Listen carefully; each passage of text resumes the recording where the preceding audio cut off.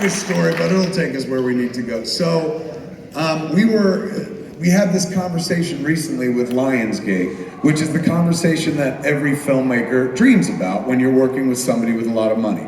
The conversation where they go, so, what are you doing next? That's footsie. That's them being like, we would like to do this again.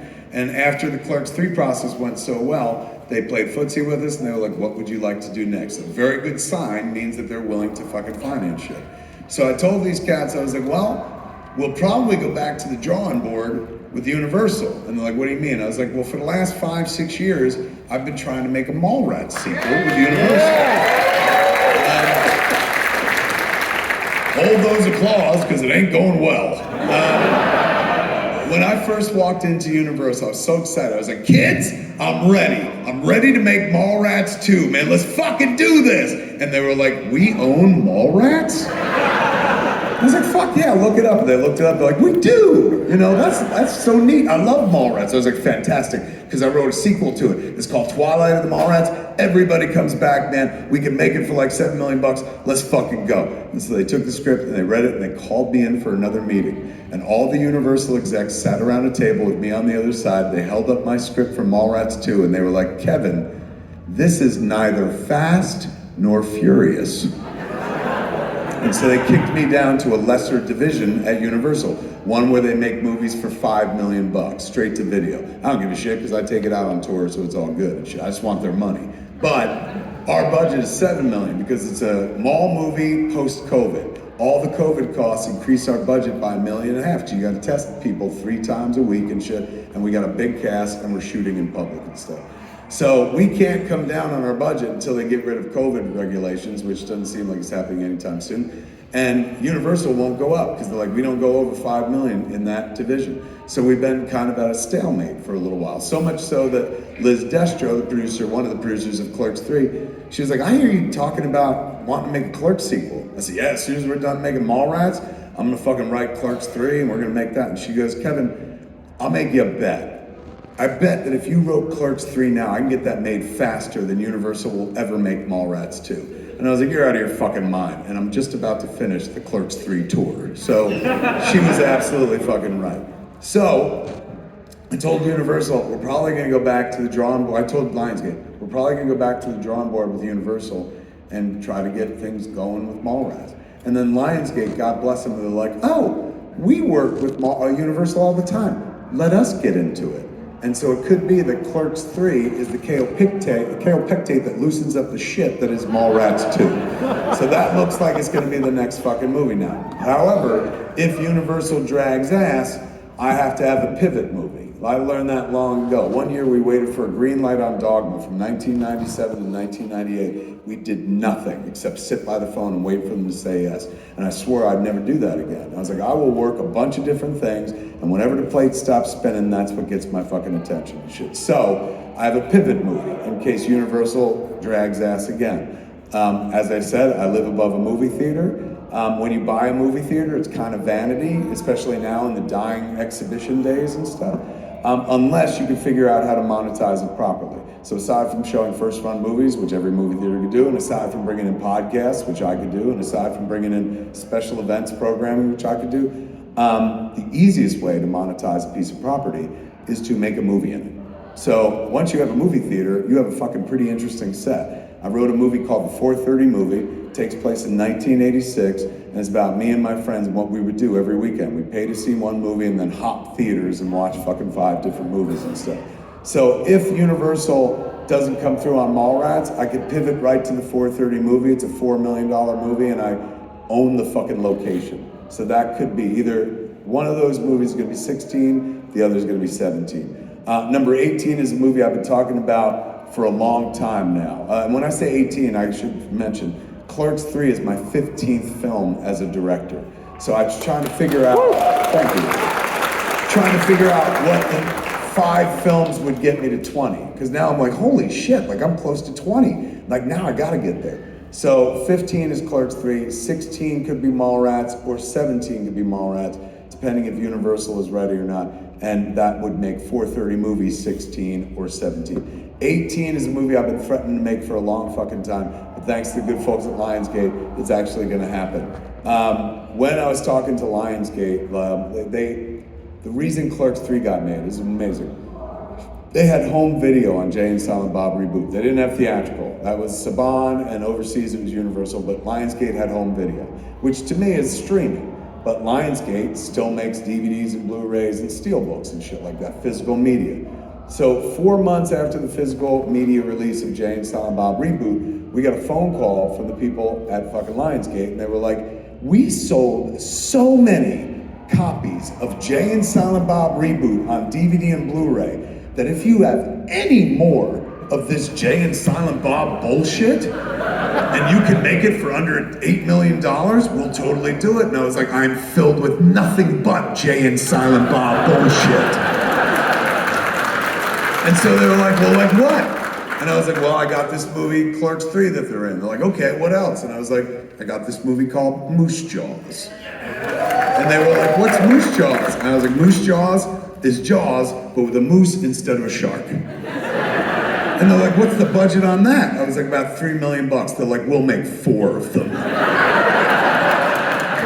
So it looks like Moose Jaws is finally gonna happen. That'd be number 18. Number 19 came about fairly recently because my friend got married. Affleck and Jennifer got married, and me and Jay went to their wedding. It was really lovely. But in order to get to his place, he lives in Savannah. You can't fly direct from Los Angeles. You gotta fly to Atlanta, then you gotta fly to Savannah. Such a pain in the ass. So we did that to get there, went to the wedding. It was beautiful, romantic as fuck. You'd have to be a Nazi robot to not believe in love after that wedding. It was wonderful. Getting home, I felt like a Nazi robot though, because I was on the tarmac waiting to take off from Savannah to go to Atlanta, and then the weather kicked in. And so we were just sitting there as the rain comes in, and fucking 10 minutes, 20 minutes, 30 minutes. And I know in my head, I was like, we're missing our connector. Like, there's no way I'm not sleeping in Atlanta tonight. This was the last flight out to Los Angeles and shit. That's me, because I'm pragmatic. Jason Mewes is a fucking child. And he's sitting right next to me, and I was like, well, we're missing our flight. He goes, what are you talking about? I was like, look at all this fucking rain. We haven't taken off yet and stuff. He goes, so? I was like, so they're not gonna wait for us. The connecting flight is gonna leave. He goes, they'll hold it. And I go, why do you think that? He goes, because we're Jay and Silent Bob. I was like, have you ever been on an airplane before? That doesn't fucking matter. He goes, I was on an airplane that didn't take off because we had to wait for somebody. And I was like, when? He goes, it was like a month ago. We had to wait for the pilot. I was like, of course, the plane can't fucking leave without the pilot. I was like, but I guarantee you when we get there, this plane is gonna be gone. He goes, do you know what your problem is? You're so negative. You don't believe in hope. I'm a hope man. So fair enough. So we flew, left Savannah, landed in Atlanta. He's the first one off the plane and up the jetway. And there's a flight attendant who's right at the top of the door who tells you where to go and shit because we were running late. And he goes, where's the California flight? How do I get to the California flight? And she goes, you gotta go back in time. That left 45 minutes ago. He's like, is there any other plane going near Los Angeles tonight? And she goes, I think there's one going to John Wayne Airport. And he fucking took off. This went running and shit. By the time I caught up to Mewes, he was leaving the help desk. And he had a ticket in his hand. He's like, I'm going home, fuck you, Silent Bill. And he ran and got on the fucking plane. I was like, piece of shit. So I was stuck in Atlanta all night, but I didn't give a shit because I had weed on me, so I was like, I'll smoke weed all night. So I found a hotel with a balcony, went out, smoked weed and shit. It was right by the airport, so I could watch planes take off and land. It was very beautiful. I was, yeah, mankind, technology, look at this shit. Fuck you, birds, look at this. As I was sitting there, I started thumbing through Twitter. And somebody on Twitter was like, ew, Tusk is on HBO Max. And I was like, is it? And I went looking on my HBO Max app, and it was. And I was like, they don't tell you that sort of thing. Nobody ever calls you and goes, your movie's gonna be here this month. They just do whatever the fuck they want with it. I'm a big HBO Max fan, so I was like, this is fucking nuts. Like, I can't believe I'm on something classy like HBO Max. We used HBO Max all through the production of Clerks 3. Because Clerks was playing on HBO Max while we were making Clerks 3. And in Clerks 3, there are lots of moments where we recreate the fucking movie and shit. So what we would do is I'd go to Clerks on HBO Max, I'd pull up the scene we were recreating, and then I'd pause it, and we would hang my phone next to the monitor. Monitor gets the camera feed, and Leron, who is our DP, would just look at that, look at my phone, look at the monitor, and be like, Brian, move the pretzels 1 inch. Now lean over, just look, don't move, right there. So we used HBO Max to make Clerks 3 and shit. So when I found out that Tusk was on it, I saw that it had a trailer, and I was like, it can't be the theatrical trailer, only my favorite trailer I ever made for one of my films. And it was there, and I watched the trailer, and it made me want to watch Tusk again. So I was like, fuck it, I'm gonna watch Tusk. And I did, and I had the best fucking time, man. I was blazed as fuck, and I hadn't watched the movie in 3 years, and everything about it just tickled my fucking fancy. The whole night I was like, it's like this fucking movie was made for me, man, it's crazy. So it's absolute fucking bliss, man. Like watching Parks and Justin Long like try to out crazy each other was so fucking wonderful. So I texted the kids. I texted Justin Long, Haley Joel Osment, and Genesis Rodriguez. And I was like, kids, I'm in Atlanta after one of the worst travel days of my life. Remind me to tell you what an asshole Jason Mewes is one day. I said, but I'm stuck here, and I just got weed, and I started watching Tusk. And I gotta tell you, man, I'm having the best fucking time. You kids really went out of your way. All of you are acting within an inch of your lives. There's so much acting going on. It's so dramatic. It's like y'all think you're in Argo, not Tusk. Like, I can't thank you enough for doing that. I said, it made it one of the best times of my career. I said, and I noticed that 2 years from now is gonna be the 10-year anniversary of Tusk. So I suggest we all reconvene and make a sequel I call Tusks.